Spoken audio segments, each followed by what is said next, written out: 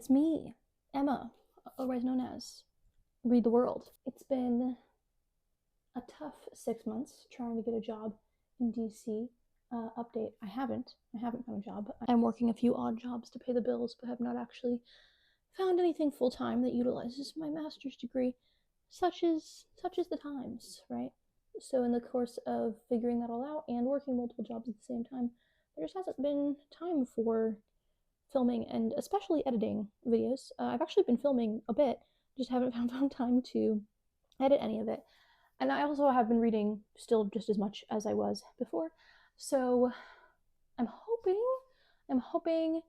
to try and get back into videos maybe once or twice a month this year. And we're going to start off with my favorite books of 2025. I did read more than 140, almost 150. What was it?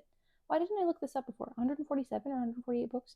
I always almost make it to 150, but not quite. This year I really want to make it to 150. Anyway, so this is my top 11 because I was putting my favorite books into a note in my phone throughout the year, and I got to the end and realized there were 11 of them, and I was trying to figure out which one to cut to make it an even 10, and I just couldn't decide. I couldn't cut any of them. They're my favorites. I love these ones. I tried to rank them.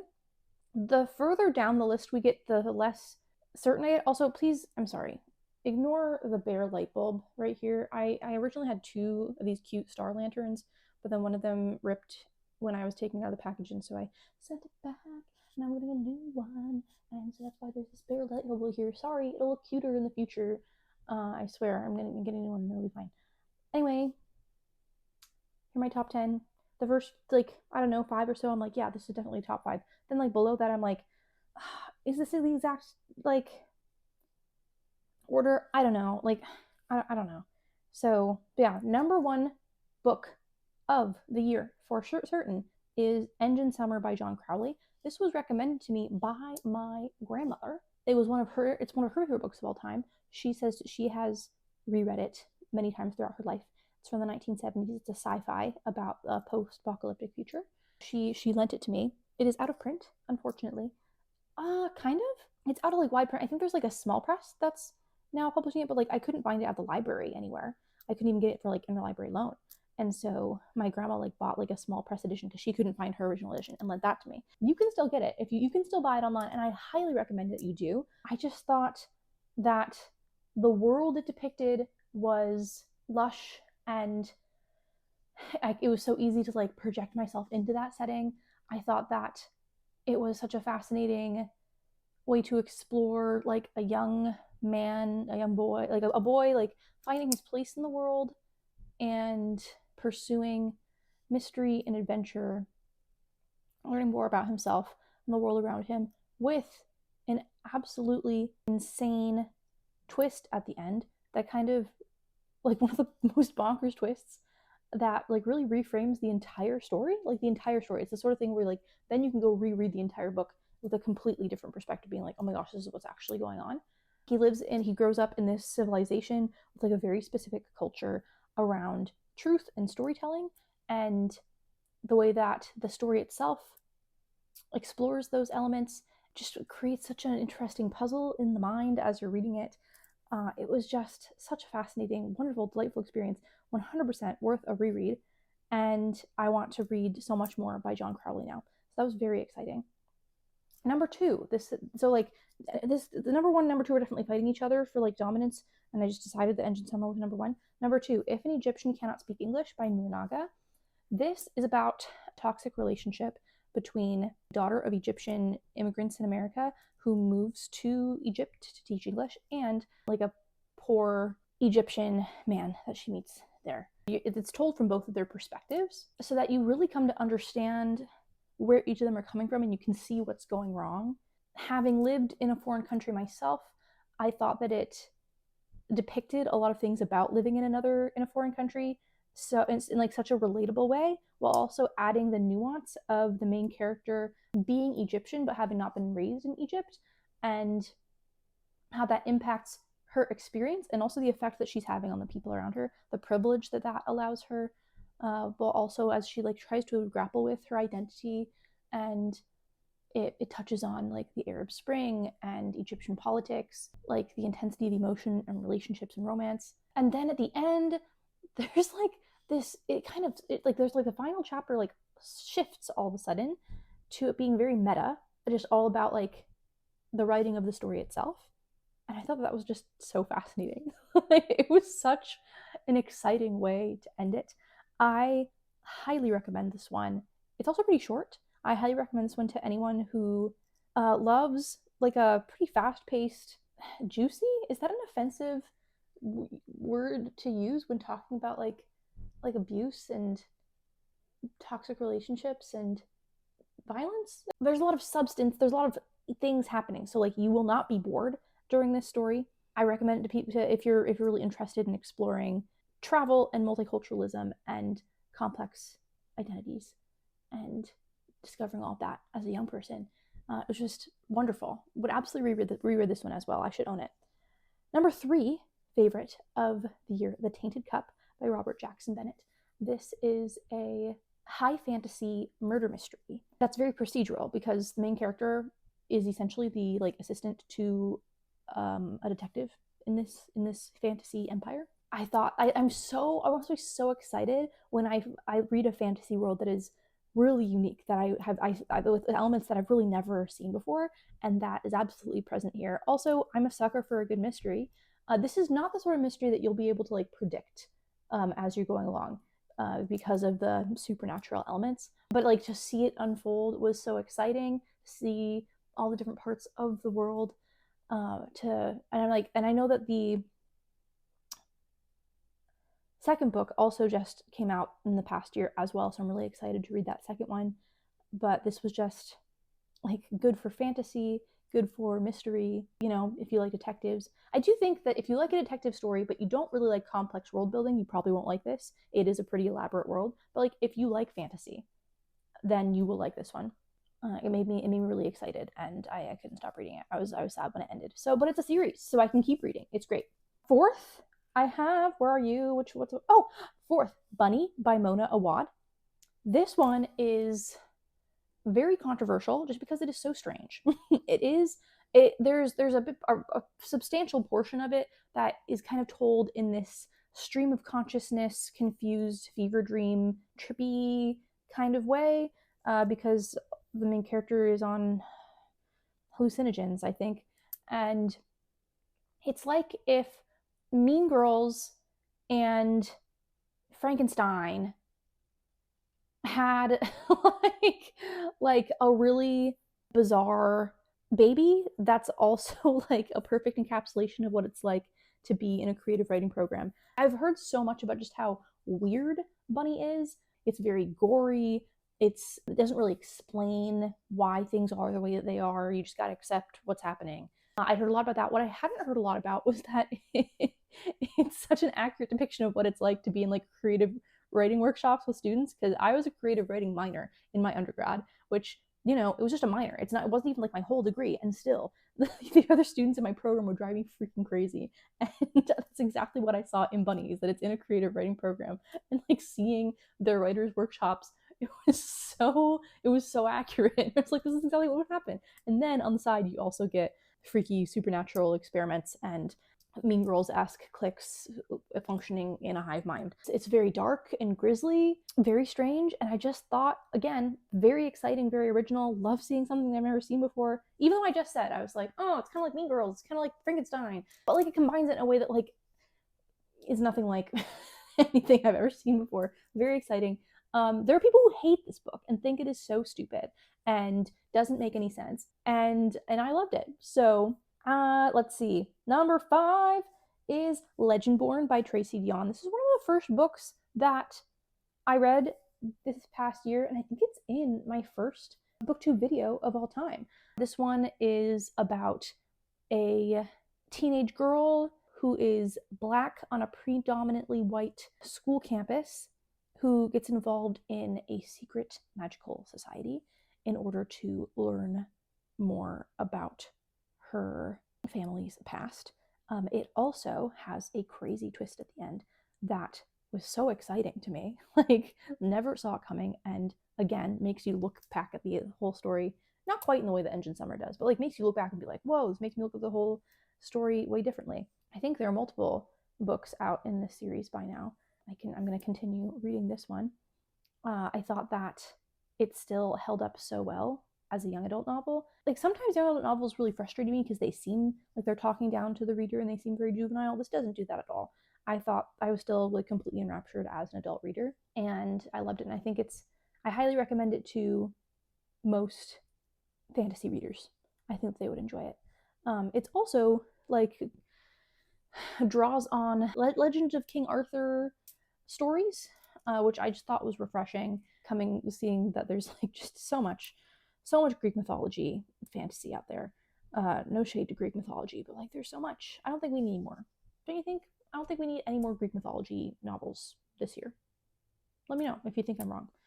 So King Arthur mythology, that was a lot more exciting to me. Number 6, Margo's Got Money Troubles by Rufi Thorpe. Loved this one. It's funny while also talking about very serious topics. So it's about a young woman in college who gets pregnant as a result of an affair with her married professor. So she drops out of school and to keep the baby and take care of the baby, and then realizes that it's basically impossible to work a job and like have childcare and all these things. It's like all of the hilarious things, like situations she gets into in order to take care of herself and her child, and like the people she meets along the way, reconciling with her estranged father, a little bit of a romance, but that's not like the main point. It's very absurd and very funny. It's absurd, but like it's also real. Like I think it could happen. I think everything in this book could happen, like theoretically. So funny while also confronting a lot of issues about a lot of the challenges that women face in society, and a lot of the challenges that mothers face. And I thought that was such a wonderful balance that it managed to pull off, of it being so hysterically funny.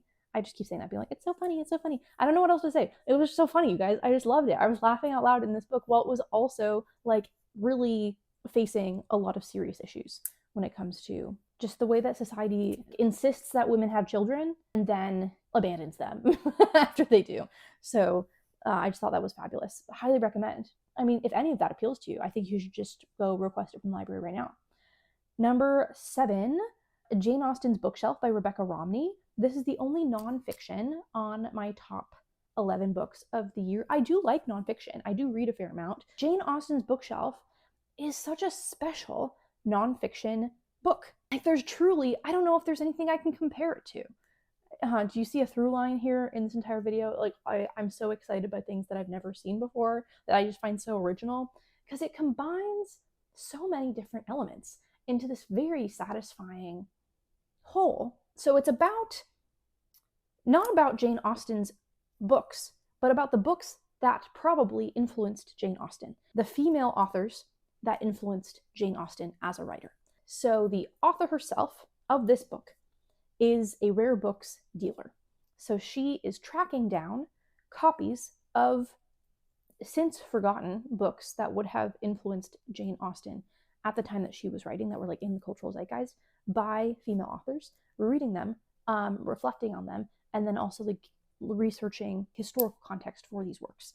And so you get insight into the rare books industry. You get insight into her own personal feelings as she reflects on these stories that she's reading. We get summaries of the stories themselves. We get to learn about the history of books and writers and women reading and writing, women being discouraged from reading and writing, how all of that impacted women continuing to read and write, and Jane Austen, what she was writing, learning about Jane Austen's stories and how like how they fit into the time that they were written in. Like there's just so many elements that's pulling from. Obviously, if you enjoy Jane Austen, you need to read this book. It just adds so much. It's just so wonderful. But even if you don't like Jane Austen, I think you would still enjoy this book because it's got some personal narrative. It has some history. It has a fantastic voice. I think Rebecca Romney's writing voice is just so engaging. If you like history, you will like this book. Or if you like reading, I think you would like this book, like because you get to learn about how reading has been, like just the act of reading has been discussed Just wonderful. So good. I'm so excited to read anything else that Rebecca Romney writes in the future. So exciting. Number 8, Moment in Peking. I think this is a book I read for like my first video last year about Chinese historical novels. I really hope to continue that series this year. I don't know. Due to a lot of factors, it's kind of difficult. So, but Moment in Peking by Lin Yutang. I mean, you can go and watch the video about it. I now can't remember, like, it's from about the turn of the century, but like stretches across a few decades. Because it was published in the 20s or 30s? I can't remember anymore. I didn't look up anything about any of these books. I'm just going off of what I remember about them. But it's just like this family epic. I'm not usually a huge fan of like a multi-generational story, but this one is just so well done. I got to know the characters so deeply and like cared about them so much as I watched like decades of their lives. I watched them like grow up and have challenges and get married and have children and face the challenges of history during a very tumultuous time in China. I thought that like even though it was really thick, it was like tiny type on the page and kind of just detailing the everyday lives of these people, that it was still so exciting and so fun to read. Just so much gossip. You just get to know all the little gossipy details about these people's lives, all the drama, the interpersonal drama that I just really loved. I think that if you like a good family drama from like ABC or the CW, like you'd like this book. I just think, and if you're not afraid of like a good chunky one, it's a good time. Will you be able to find it? That's a great question.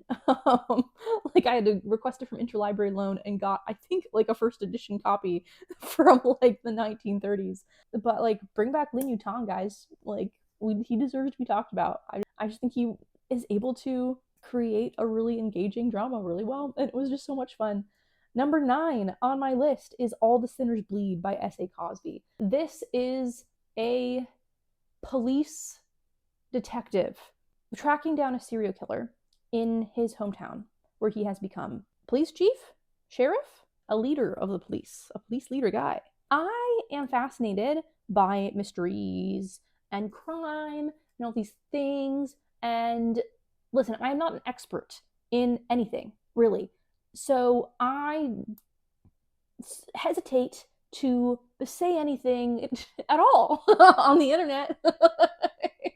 And yet here I am. So basically, I'm fascinated by these things while also being very aware that there are a lot of problems with policing in America. So then I'll be like, oh my gosh, am I just like constantly consuming propaganda?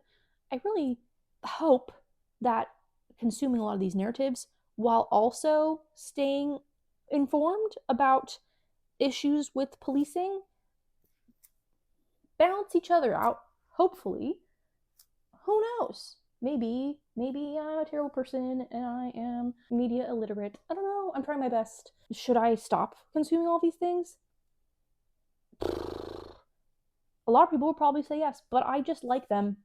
Oops. Anyway, that is all a bunch of background for All the Sinners Bleed, which is about a black cop grappling with the fact that he's a black cop in his hometown and what that means, confronting police brutality and like all the complexities with that. I just thought the main character of this book was so emotionally compelling. And that's really saying something, because I don't usually connect very well to male main characters. I don't usually care. And I felt so connected to him and the way things that he was experiencing. There was a moment at like the climax of the story where he has this sudden development in his character, this like shift in his character that like brought me to tears. It was just so incredible. While also delivering this very exciting crime thriller to me. So on the surface, this looks like a crime thriller, but there is so much going on underneath that I just thought was fabulous. It is very dark. It's like very, very dark. Very, very grim. Not for the faint of heart. But just so much emotional, moral, social complexity going on here that I just loved. Really, really good. Number 10, Human Acts by Han Kang. This one, I was like, oh no. Now I'm like going through, shoot, am I really putting this at number 10? It should probably be higher. I don't know where it goes. What is a ranking? I don't know. Human Acts by Han Kang. This was such a unique reading experience to me because I actually have them right here. I read the English and the Korean simultaneously, which I've never done before. I didn't understand most of what I was reading in Korean, even though supposedly I know Korean, but like it's hard. I've never read like a novel in Korean, and like novels are very different from speaking in this language. So yeah, I would read like a few pages in this, and then I would read a few pages in this. So like on a language level, it was very fascinating to kind of see what was going on with the translation, to learn new vocabulary. What's some vocabulary that I learned? I have a little post-it in the front. Like I would write down words that like I kept seeing over and over again and didn't know what they meant. If it was like one word that I'm like, I don't know what that means, I just got to keep going. So I wouldn't bother with it. But if it was one that I kept seeing over and over again, then I'd be like, okay, I'm gonna write this down. I wrote down coffin, stab wound, indoors, corpse, enough, cheek, convulsions, fear, roof, quick, forehead, burning rage, like a sick patient, a sign or a trace, and around the time of. So if that gives you any indication of what this book is about, this is unfortunately still a very relevant story. It's about the murder of a young boy during the Gwangju uprising in 1980, South Korea, which, if you don't know about the Gwangju uprising, I suggest you just go read the entire Wikipedia entry for it right now. I've been to Gwangju in South Korea, and have always been really touched. Touched, is that the right word? I've always been drawn to learning about the Gwangju uprising. And the Gwangju uprising, as well as the protests around South Korea in 1987, I think are still extremely relevant across the world, but are things that I also have been thinking a lot about as I have been watching the news in the US. If you want to learn more about the protests leading to South Korea's first democratic election, I would recommend the movie 1987. So yeah, it's about a violent government suppression of civilians and protests, and it's about senseless violence of a child. Every chapter is told from the perspective of a different person who is connected to this murder. Whether that is a friend of a friend, his mother, someone who was working with him in the uprising at the time. A line that stuck with me that I'm probably not going to find just by flipping through. If I had prepared, then I would have looked this up ahead of time. There's a line in this book where one of the characters who is reflecting on this murder is thinking about the level of cruelty required for such a thing to happen, and she ponders the fact that the person who cruelly killed this child and herself are the same type of creature. I've been thinking about that constantly. Just grappling with the reality of human cruelty. This wasn't the kind of exciting, oh my gosh, this is so original, I've never seen this kind of world, these kinds of ideas before, that like the other books further up in the list inspired in me, because it's just so much quieter and sad in what it's doing, but it still shouldn't be number 10. Should any? But then none of them should be number 10. But it's number 10 out of like 140 something. Thinking about it, this is either my 10th favorite book of the year or my first favorite book of the year. Because like every time I think about it, I'm swept up in it. So that probably means you should read it too. If you're watching this right now, I think you should just read it. It's really good. Number 11 is Sunrise on the Reaping by Suzanne Collins. Of course, obviously, this was one where I was like, should I take this one off? I mean, it's just so obvious, right? Like, it's so obvious. Like, obviously one of my favorite books this year was Sunrise on the Reaping. But like, I can't just take it off. It's Sunrise on the Reaping. Especially since, like, it's such a special experience when like a book affects your life. When it just is that powerful that it can like reach into reality. When I finished this book, it was a Monday at the beginning of the week, and it just made me feel terrible for the rest of the entire week. It ruined my week, and I gave it 5 stars. One of my favorite books of the year, because it ends, and you know that the Hunger Games are going to keep going for 25 more years. It's such a hopeless feeling. It's so devastating, and yet you do know that the original trilogy happens, and that does come to an end. But that's going to be so long. It was really good, you guys. It really emphasizes misinformation and the fact that if you are consuming media, then whoever created that media is controlling what kind of message you are allowed to see. And I think that's also very relevant. So many books on this list, extremely pertinent to current events. So, yeah, if you like The Hunger Games and you haven't read Sunrise on the Reaping, there's something clinically wrong with you. So, that's all I have to say about that. I'm also going to do my least favorite books, so stay tuned for that. I'm going to film it at least. Am I going to have time to edit it? I don't know. I guess we'll have to see. But thank you for watching. It's great to see all of you again. Bye-bye.